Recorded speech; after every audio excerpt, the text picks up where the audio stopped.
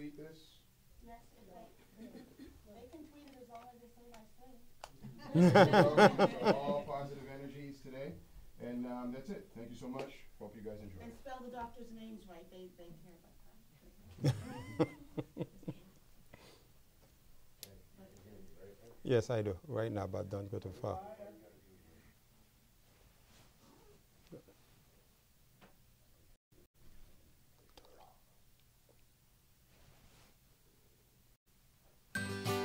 What is health research?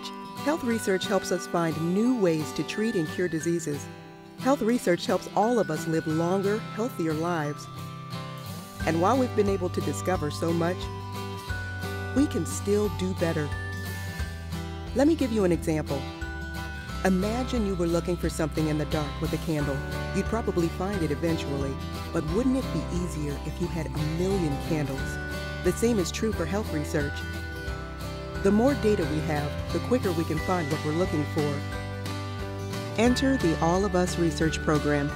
We want to help advance health research by creating a large health resource. How big? 1,000,000 people big. By having access to the data of 1,000,000 people, researchers can discover more about our health, and the possibilities really are endless. Here's where you come in. By sharing information about your lifestyle, environment, and biology, you can help empower the medical research of the future today.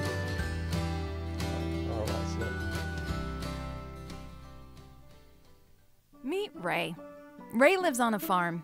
He loves playing kickball with his grandkids, but lately he's gotten a little slower and been visiting the doctor a lot more often.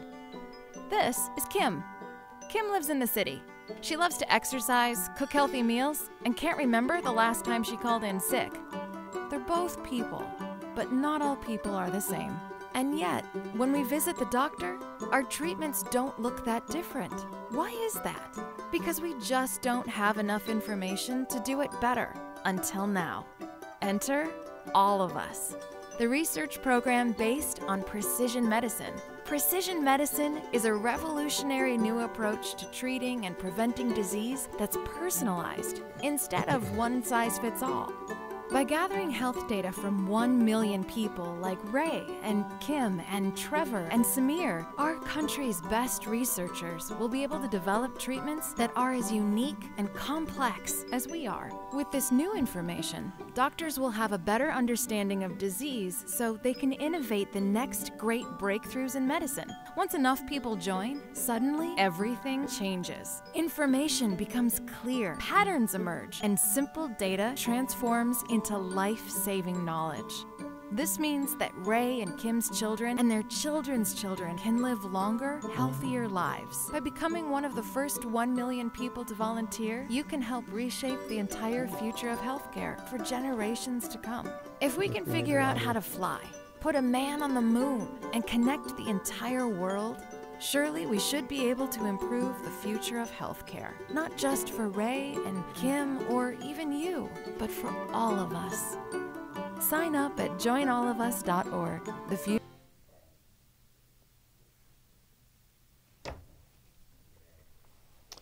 Good evening. My name is Dr. K. Mait. I'm a social scientist and I've done research. And last week we have moved on just to understand exactly what is research and community-based research. I'm so glad to see so many new faces, and those of you who were here last week. And again, welcome. Today, we are about just to look at a new phase of research or community research with an organization called All of Us. And we did look at last week the functions or the bridge between the genome research and also our community aspect of research. Today, I have two pioneers, two great men, two great researchers and practitioners in the field of medicine. And they're about just to tell us exactly what's going on. Dr. Julian Didier, welcome. Thank you. It's a pleasure to be here. Dr. Bonnet, welcome. Thank you. Friends, it's yours. Why don't you tell us a little bit about yourself and just get to the floor.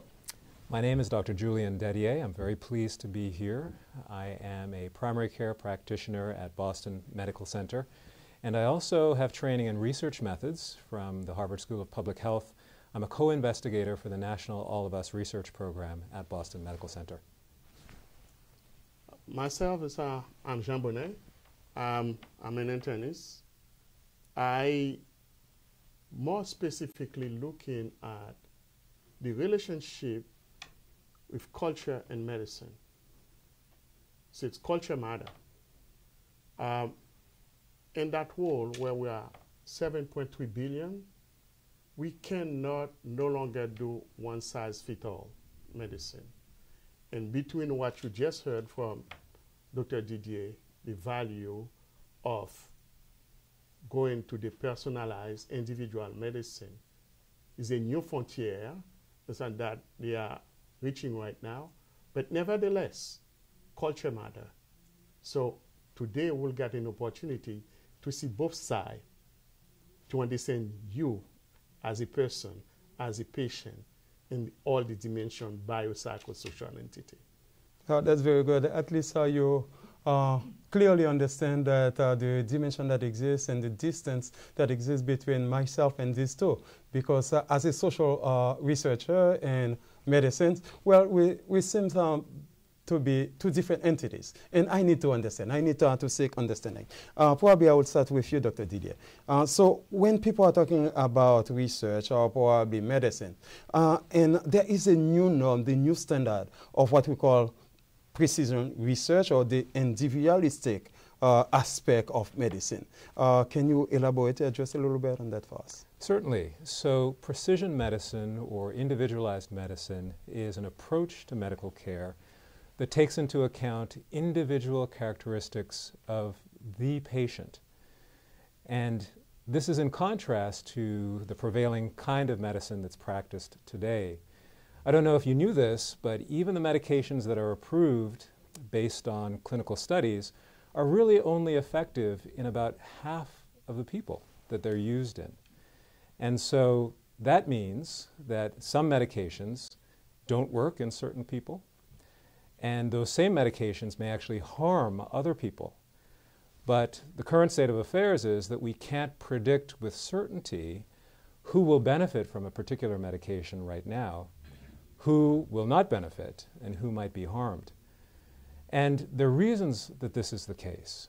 One of the reasons that we'll be discussing in depth tonight is that the people who participate in research studies that show the benefit of one particular medicine over another often are white.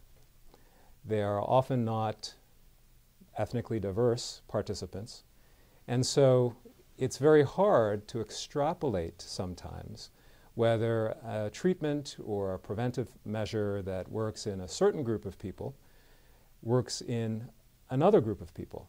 And really only the way that we can know for sure if it works in a particular group of people is if those people are involved in the studies that tested the treatment in the first place. And so ethnicity and race is really only one of many different kinds of variables that cause individuals to differ one from another. Of course, there's age that can differ from one person to another. There is health behavior, such as diet or exercise. There are genetics that differ from one person to another. And all of these variables can determine whether a treatment is effective in one person versus another.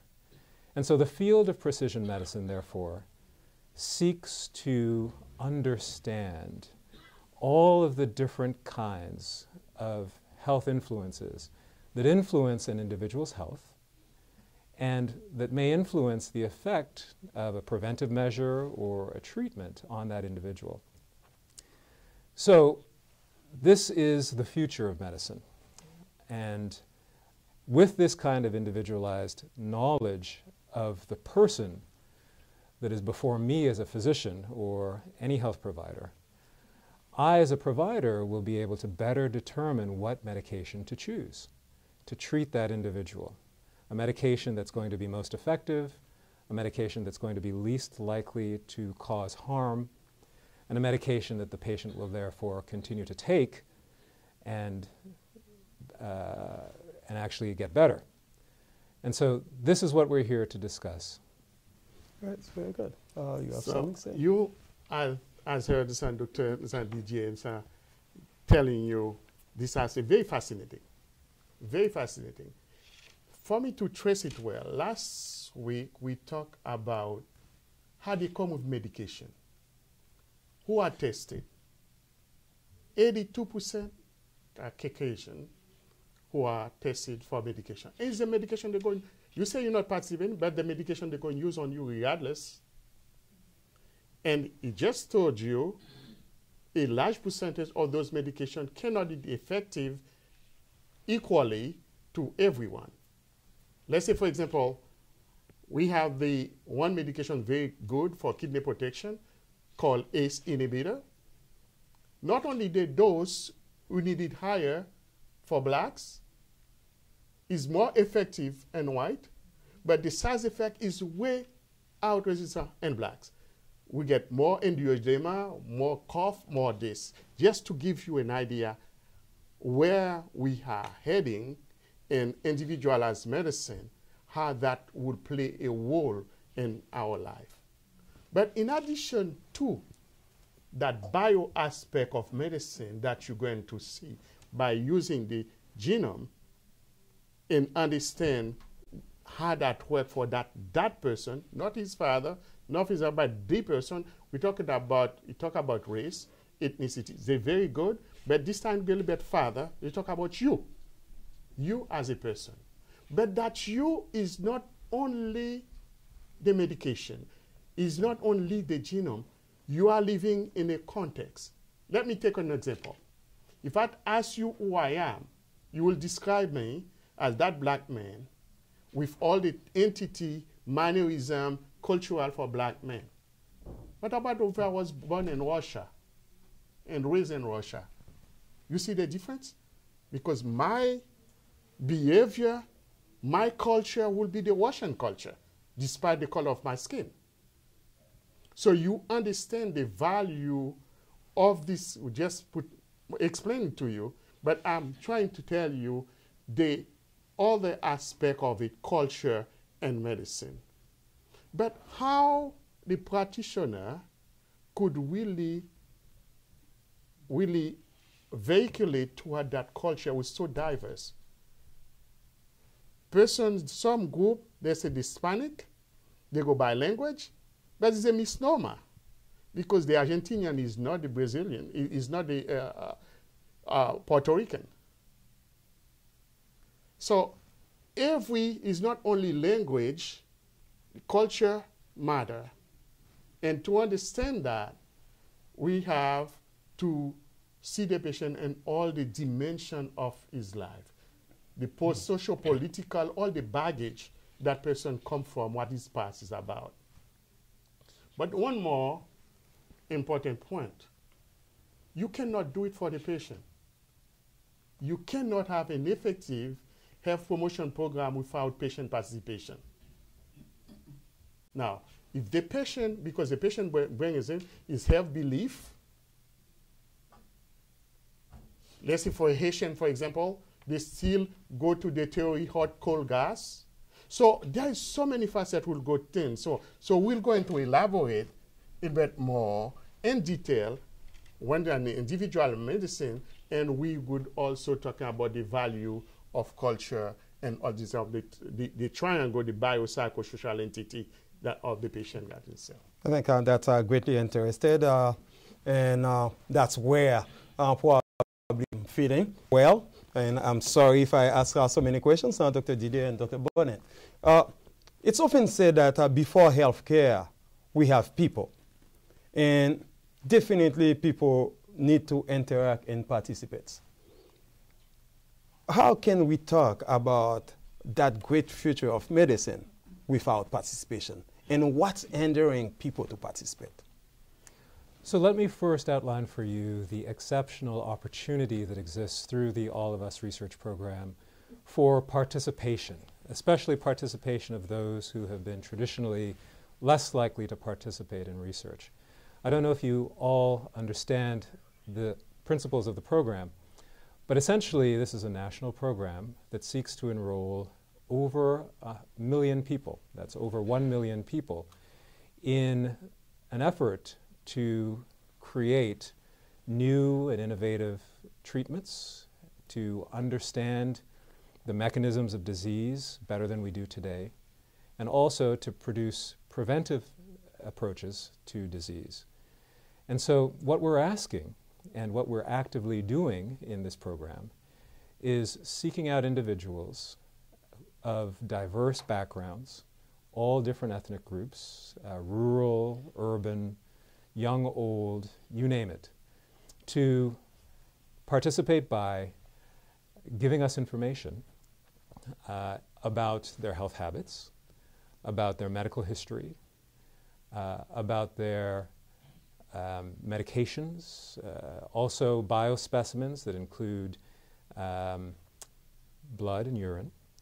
And this will allow us also then to look at the genetic code that can influence health and disease as well.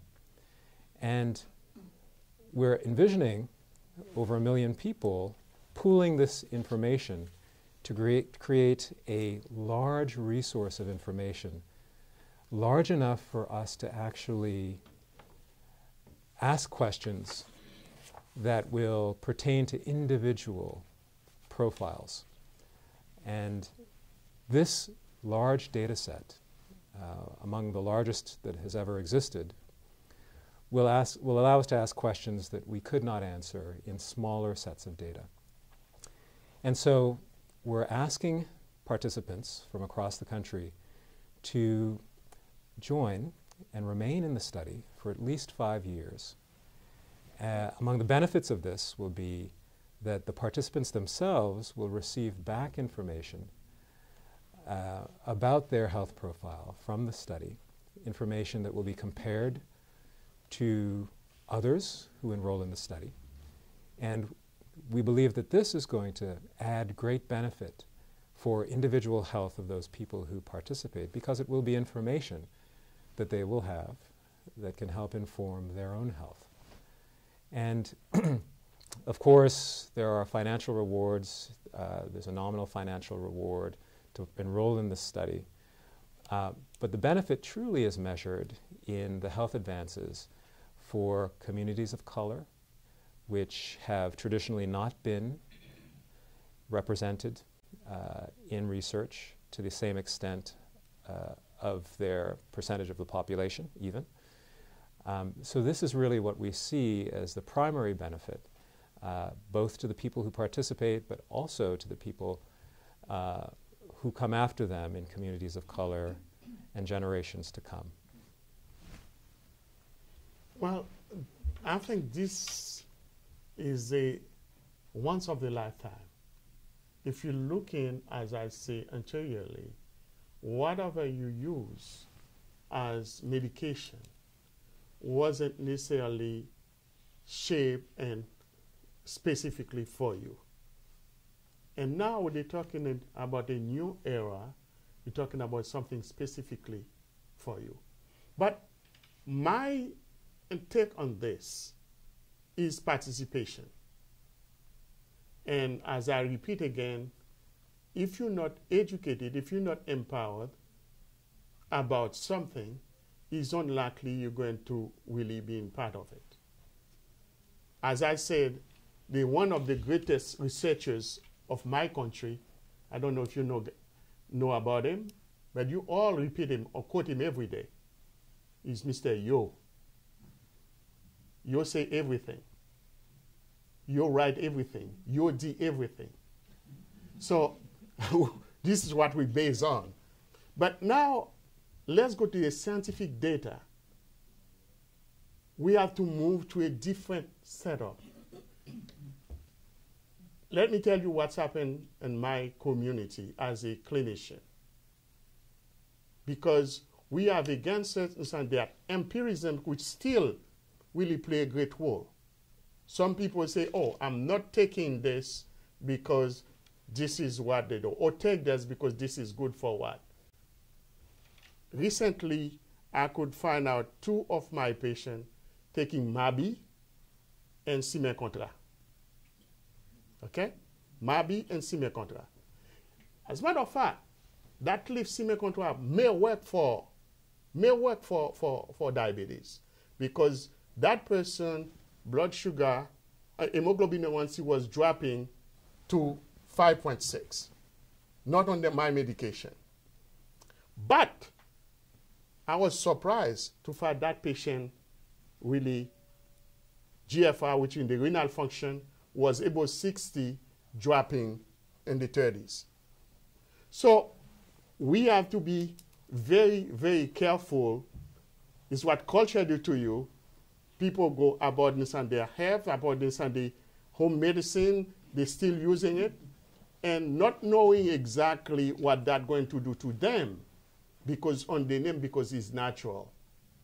Natural work because it got the biological, it got an impact on you, otherwise it won't work. So this time, we had an opportunity to participate, to get a real understanding whatever going to shape and form and going to design for us. So, but I know this cannot achieve without participation. All of us, but also getting the community, we have to go to a different level for people to understand where they are heading right now, so they could participate in the process. So I'm expecting from all of us, that from Dr. Julian's, how we could get a campaign in the community to talk more about that at their level, so they could understand, so they could participate in the process.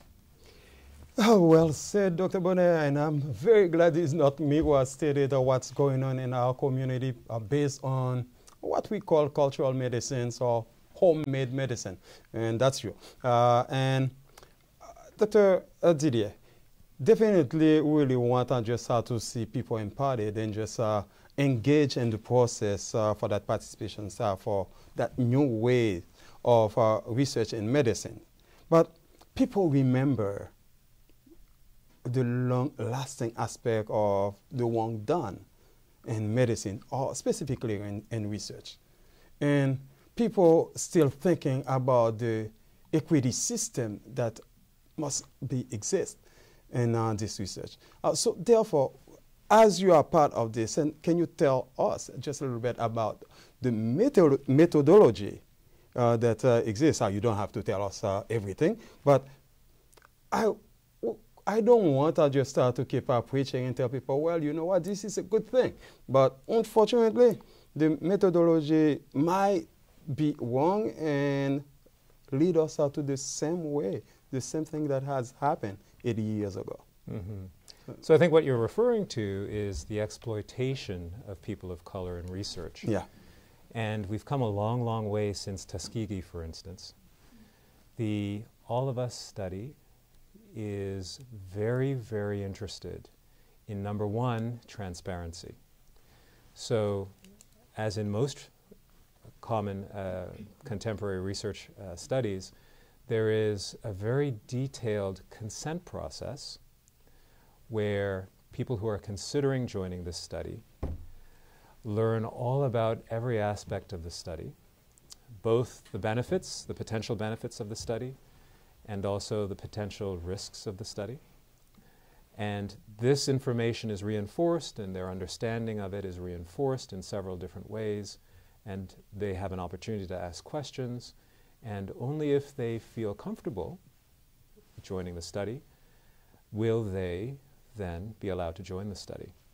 So I think that's one way that we can assure that folks can trust this study. But I think the other way, and this is also a very deliberate thing that was built into the All of Us research program, is that communities of color and really all stakeholders in the community are invited to participate, not only as research participants, but also in the planning of the study, also in the conduct of the study.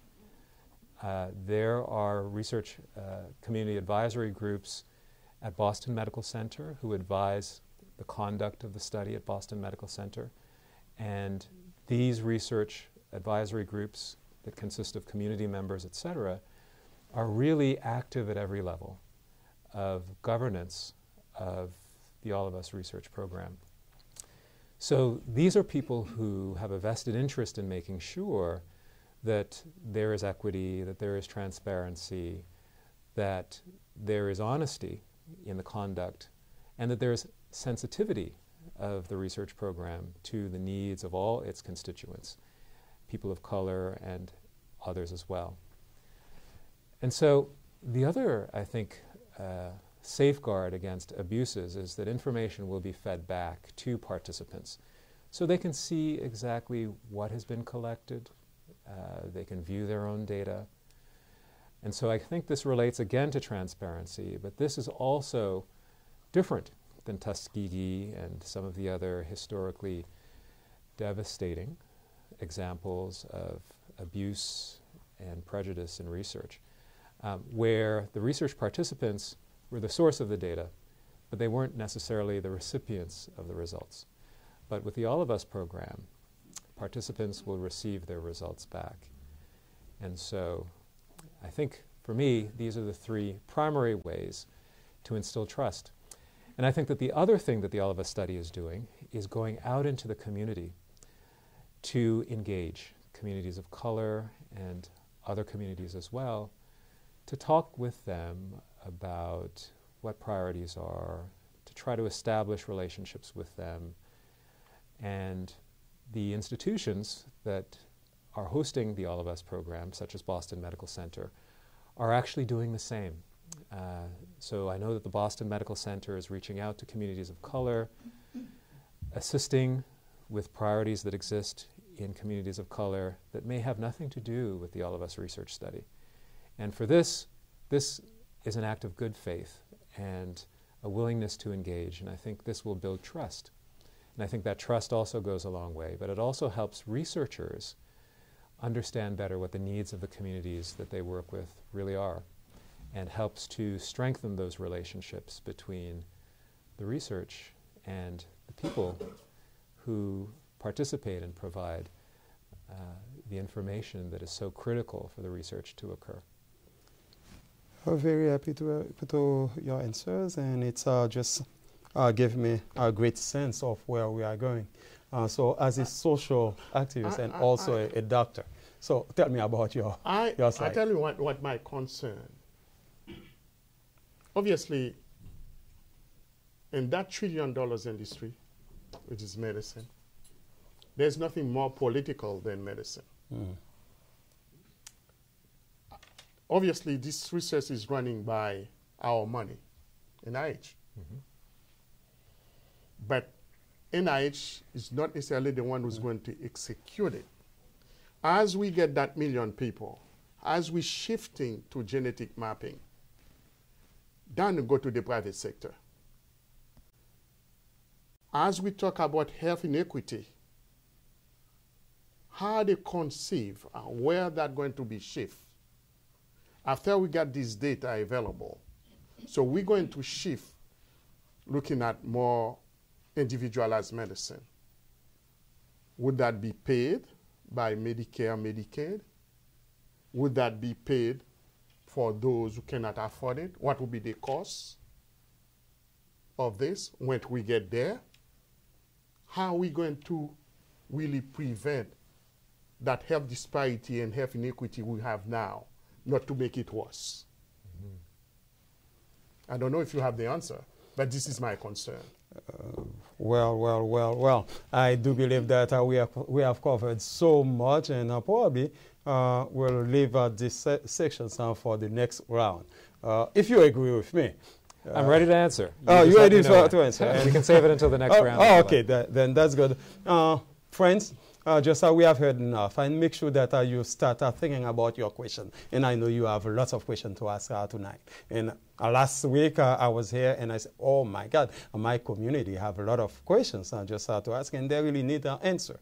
So we are going to take a short break, commercial break, and definitely these two specialists will find ways just to answer your questions. And please bear with us, and we'll be right back.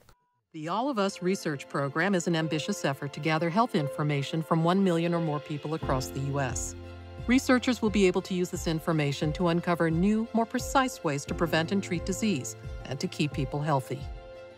if we delve deeper into where we live, what we consume, what we do, that will have an impact on trying to prevent diseases in the future. Precision medicine will allow us to get the right medicine at the right time for the right person. Diabetes, high blood pressure, obesity, illnesses that Black women get and die from needs to be researched. This isn't going to be some sort of Tuskegee experiment. This is going to be the community working together with healthcare institutions.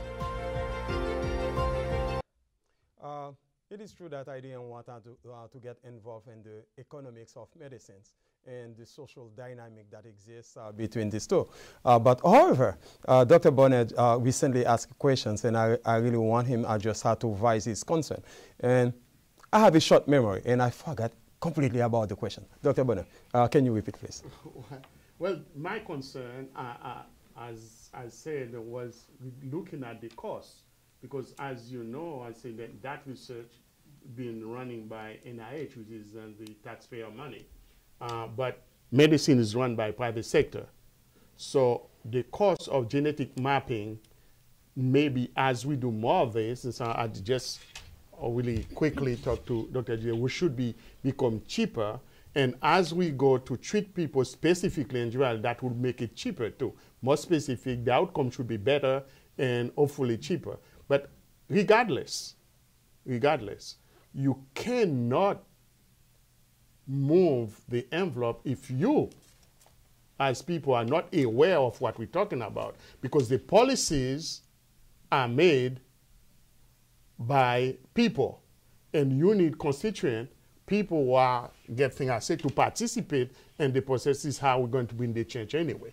So, to me, it's not I'm trying to answer my question, but you cannot stand the sideline. You have to be participant. You cannot be an observer because it's directly related to you, as we keep doing for our country. I won't talk about that. Okay, very good. Very good. I understand purely the policy and the politics and the social dynamics of this, but not in medicine. Dr. Didier, why don't you answer him? Certainly. Thank you. It is true that the NIH is the largest funder of research here in the United States. It is also true that industry does research, but the final common denominator is peer-reviewed research, which is published in journals. And it's on the basis of that funding bodies, that is healthcare funding bodies such as Medicare and Medicaid, decide what treatments they will cover. That is, what treatments they will pay for. So there are many, many examples of privately funded studies that have been published, considered rigorous, and based on information that comes from those studies, Medicare has decided to fund whatever procedure was being tested and shown to be effective. One that's very, very expensive is implanted defibrillators. So defibrillators have very little to do with genetics, but defibrillators are devices that are implanted inside of the chest or the heart that start the heart beating again if the heart stops beating normally. Now, these have been shown to work very, very well and save lives for certain patients. They're very expensive, but because of the studies, some of which were industry-funded studies, some of which were government-funded studies, because those studies show that they were effective, Medicare has decided to pay for that. So my answer to your question is that even though these research studies are funded by the government, and then perhaps industry gets involved and does studies too, if the published studies from these experiments show that precision medicine X for disease X works very well, then hopefully insurance companies will then fund them. That could be public insurance companies, private insurance companies. Generally, if the public insurance company like Medicare says this should be funded, then private insurers will follow suit and also fund. Yeah. So that's a great. You don't have any rebuttal, so we'll hold it for a second. I always tell my students, before we extend to new things, new endeavors, definitely you need to educate yourself. And here we are talking about precision research, or individualistic aspect of medicine. And I don't know if the general society understand what's going on. When I understand this is a type of education, but when are we going to do a larger education for the community to get involved and understand it? Why I'm saying that? Because I feel though in the past, we have outsiders come and do research on us. And now I'm looking at both of you as researchers, and it makes sense to me. So do you think that we need a larger education to the community? I think we absolutely do need larger education initiatives in the community to educate about precision medicine for very many reasons. Number one, precision medicine is the medicine of the future. So in 2015, President Barack Obama announced that it would be the wave of the future in his State of the Union address, announcing the Precision Medicine Initiative on a national level to achieve new treatments, new ways to prevent disease, new ways to understand disease. So I think there is more awareness than ever on the part of the national government and certainly the medical community that precision medicine is important and essential to improve the health of all Americans. And tonight's meeting is just one of many efforts that the All of Us research program is launching to educate the public about precision medicine. It's one of many, and it is going to be an ongoing effort as we meet with communities, as we discuss the benefits of precision medicine, as we discuss and understand the needs of communities and interact with them over the next 10 years that this All of Us research program intends to proceed.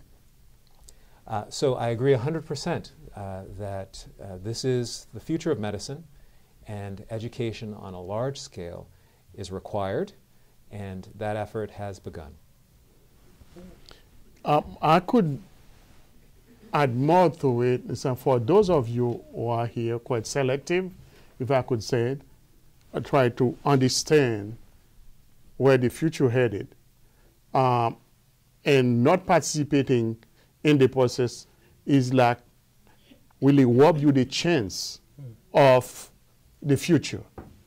Not only that would for treatment, but for prevention, and also would get a better outcome.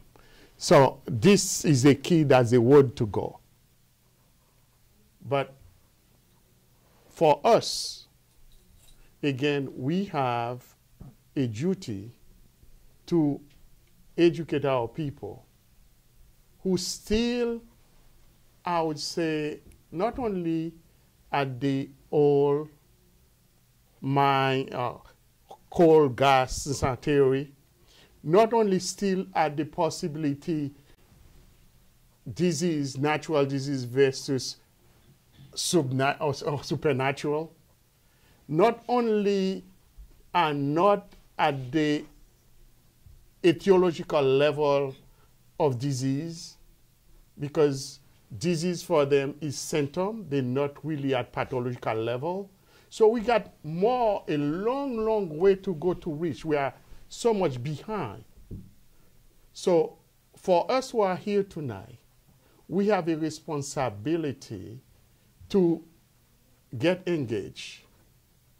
So see if we could really catch up to some level so our people could benefit from it. So they require everybody's engagement. Engagement at all levels.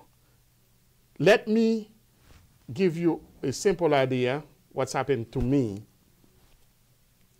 Obviously, as a physician, I was seeing a patient with abdominal pain, just coming from Haiti. Geographic medicine, I think, was parasite. I do this test, the stool study, and it was parasite. I give her medication. I say, I'll see you back in 2 weeks. In 2 weeks, he come back and say, Doc, I cannot take it. My belly is killing me. And I said, did you take my medication? And the answer was, medication? You didn't give me any medication. And I grabbed my note. I said, gee, what's happening? I said, I know I give you medication. He said, I could swear. What you give me is that piece of paper. It's not a laughing matter. This is where we are as a country. What is our responsibility? I come from the countryside. I know better. I should know that. I think I missed since I had to explain to him all the steps. I'm assuming that way. So what I'm telling you, we are so far behind. We have a responsibility to get engaged. That's the only way our children, grandchildren really will be at the level. Because we are living here in an island close to the mainland with no bridge to the mainland. We have to create that bridge. Well said, brother. And I understand that. Definitely we're talking about the framework of participation, and your illustrations really prove to us that a lot of work needs to be done in education. And you who are listening to me, we have a lot of work to do. It's not just us, but it's across the board. It's the other people on our side. If each of us are supposed to just have to be responsible for our next door neighbor. And Dr. Didier, we spoke a lot at large from that framework of all of us. And it will be amazing that if we don't tell these great people, they come here. And they said, some people might say, so what? Some people might say, oh, so what next? Yes, I really want to get engaged. Where should I go? So there is an app that you can download from the App Store. It's the All of Us app. And once you download that to your cell phone, it will lead you through the process of enrolling in the All of Us study. You can contact the telephone number that we will make available to this studio audience, and I believe also the viewing audience. That information should be made available there as well. If you would like to go online and simply Google All of Us Research Program, you would find the information pertaining to enrollment there as well. So I encourage you to do that and to think about asking others to do the same for all of the reasons that have been discussed here today. Okay. Permit me if it's not an arrogant question though, because you talk about apps. It sounds just a little bit elitist. Yes. Because my little cousin or my brother, my grandma and my parents, they don't know exactly how to operate or to just to navigate or browse to an app. So don't you think that all of us are supposed to do a better work? I just have to find ways to reach out to the elderly populations whom that really want to count on and really want them to participate. Yes, thank you. As I was actually talking about apps, I had the same thought. So I apologize for that. However, what all of us is also doing is going out into the community, as I mentioned before, and trying to spread the word. We're doing mass mailings to communities, communities of color, including our flyer and all of the contact information that would be on our flyer. So I think there's a lot of outreach that needs to occur, but we would like to enlist your help as well in reaching out to your friends and your neighbors and spreading the word about the All of Us research study. Friends, it was a pleasure to just to be with you this afternoon, and definitely I'm waiting just to find out exactly about your question. Dr. DJ, thank you for the opportunity to open up and just present to my community. Bonnet, thank you so very much. We are going down to a short commercial break, and we'll be right back again. What is health research? Health research helps us find new ways to treat and cure diseases. Health research helps all of us live longer, healthier lives. And while we've been able to discover so much, we can still do better. Let me give you an example. Imagine you were looking for something in the dark with a candle. You'd probably find it eventually, but wouldn't it be easier if you had 1,000,000 candles? The same is true for health research.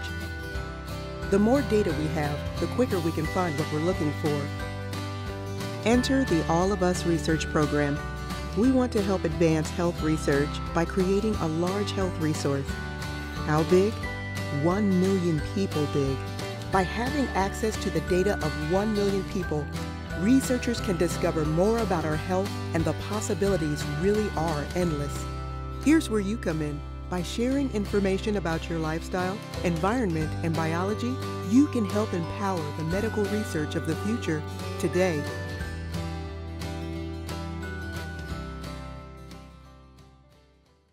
Meet Ray. Ray lives on a farm. He loves playing kickball with his grandkids, but lately he's gotten a little slower and been visiting the doctor a lot more often. This is Kim. Kim lives in the city. She loves to exercise, cook healthy meals, and can't remember the last time she called in sick. They're both people, but not all people are the same. And yet, when we visit the doctor, our treatments don't look that different. Why is that? Because we just don't have enough information to do it better, until now.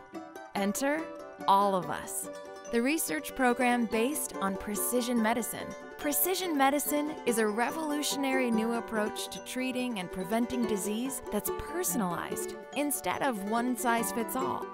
By gathering health data from 1,000,000 people like Ray and Kim and Trevor and Samir, our country's best researchers will be able to develop treatments that are as unique and complex as we are. With this new information, doctors will have a better understanding of disease so they can innovate the next great breakthroughs in medicine. Once enough people join, suddenly everything changes. Information becomes clear, patterns emerge, and simple data transforms into life-saving knowledge. This means that Ray and Kim's children and their children's children can live longer, healthier lives. By becoming one of the first 1,000,000 people to volunteer, you can help reshape the entire future of healthcare for generations to come. If we can figure out how to fly, put a man on the moon, and connect the entire world, surely we should be able to improve the future of healthcare. Not just for Ray and Kim or even you, but for all of us. Sign up at joinallofus.org. The future of health begins with you. The All of Us Research Program is an ambitious effort to gather health information from 1 million or more people across the U.S. Researchers will be able to use this information to uncover new, more precise ways to prevent and treat disease and to keep people healthy. If we delve deeper into where we live, what we consume, what we do, that will have an impact on trying to prevent diseases in the future. Precision medicine will allow us to get the right medicine at the right time for the right person. Diabetes, high blood pressure, obesity, illnesses that black women get and die from needs to be researched. This isn't going to be some sort of Tuskegee experiment. This is going to be the community working together with healthcare institutions.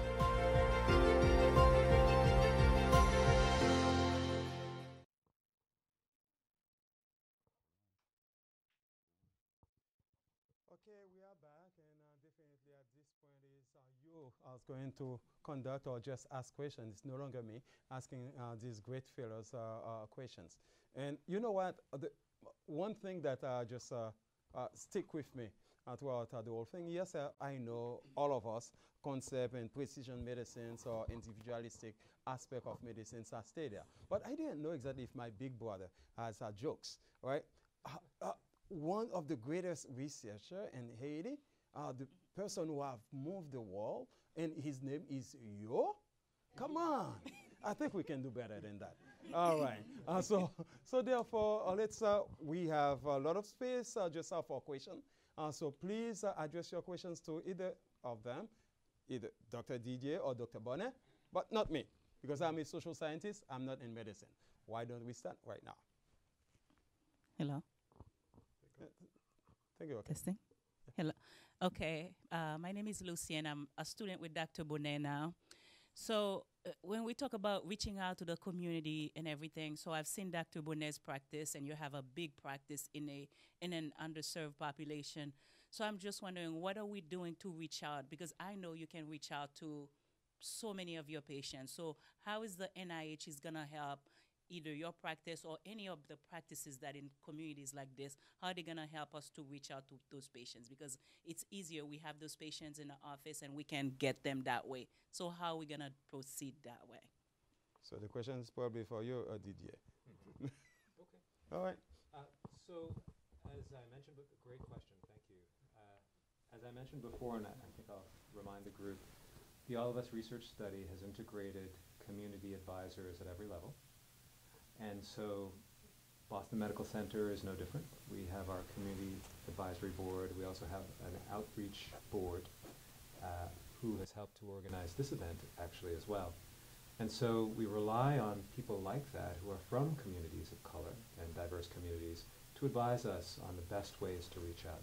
And so some of the things that Boston Medical Center has done is health fairs.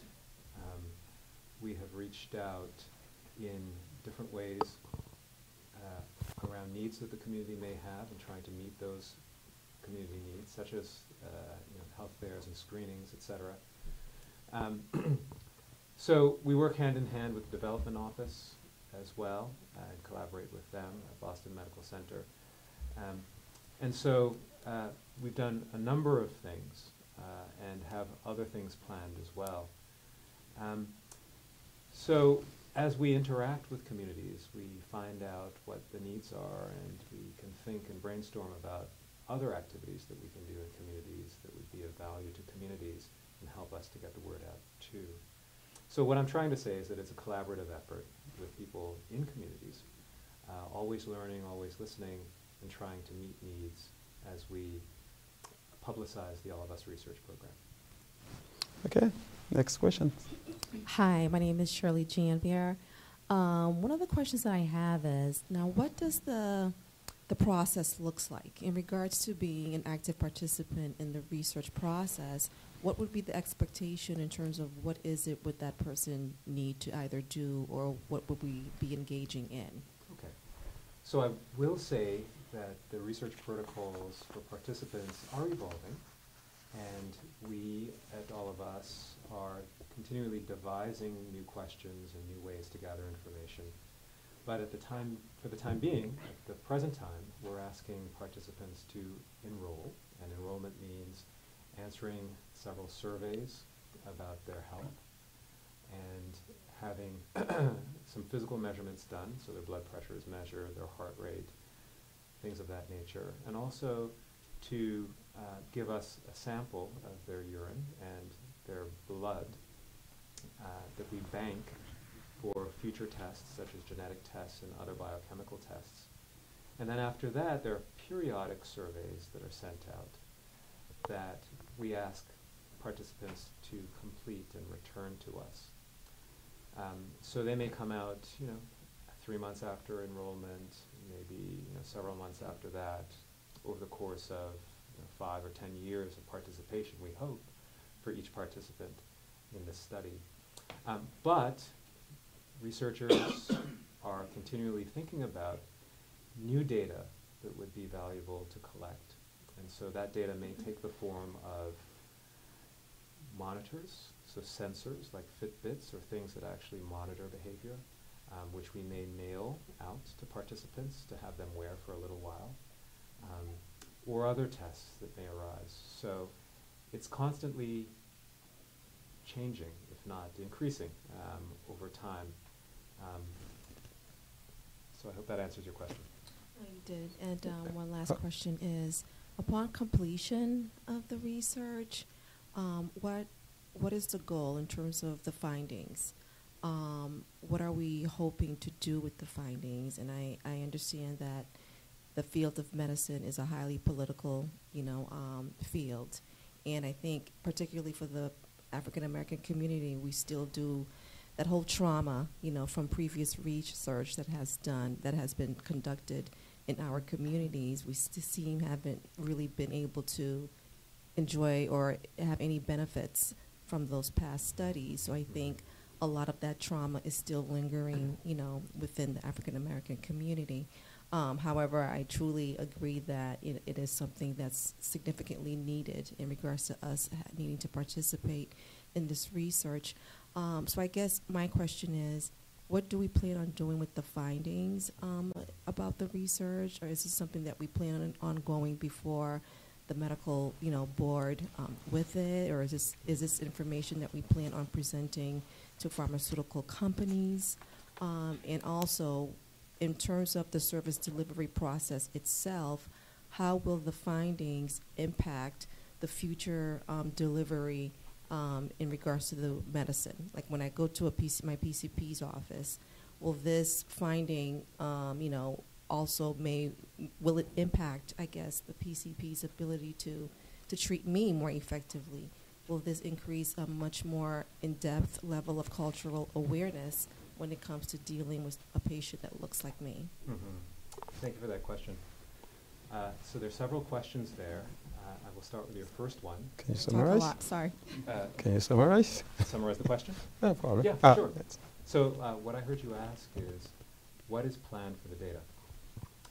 Are there particular research findings that we anticipate, or experiments that we anticipate doing? Number two, will the findings of this data, will the findings of the research be used to help providers, medical providers, to give better care? And you mentioned also the history of maybe distrust and communities of color not receiving results and benefiting from the research. So a very important distinction to make is that the All of Us research program is currently gathering information without having any particular research study in mind. There's no particular research question right now, but we know that the questions will come. If you're familiar with the Framingham Heart Study, for instance, this is a very famous heart study conducted in Framingham, Massachusetts. At the beginning of that study, they did the same thing. They gathered a lot of information about heart health, knowing that researchers would come after and ask questions of that data. So they would use the data, ask their own research questions, and then use the data to find answers. So we're in that phase right now of the All of Us research project. We're gathering a lot of information, expecting researchers to eventually ask questions of the data and use the data to do experiments and to find breakthroughs in medicine. So who will get to do that? Who will these researchers be? So I think All of Us is unique in that not only will NIH-funded researchers be allowed to access the data and ask questions and actually use the data, but whoever else wants to can too. There's this concept of citizen scientists. So people who are equipped to conduct the research, who may come from communities of color or who may partner with communities of color, can then conduct research on the data as well, provided that they get the clearances that are required to access the data. The All of Us research program is an ambitious effort to gather health information from 1 million or more people across the U.S. Researchers will be able to use this information to uncover new, more precise ways to prevent and treat disease and to keep people healthy. If we delve deeper into where we live, what we consume, what we do, that will have an impact on trying to prevent diseases in the future. Precision medicine will allow us to get the right medicine at the right time for the right person. Diabetes, high blood pressure, obesity, illnesses that black women get and die from needs to be researched. This isn't going to be some sort of Tuskegee experiment. This is going to be the community working together with healthcare institutions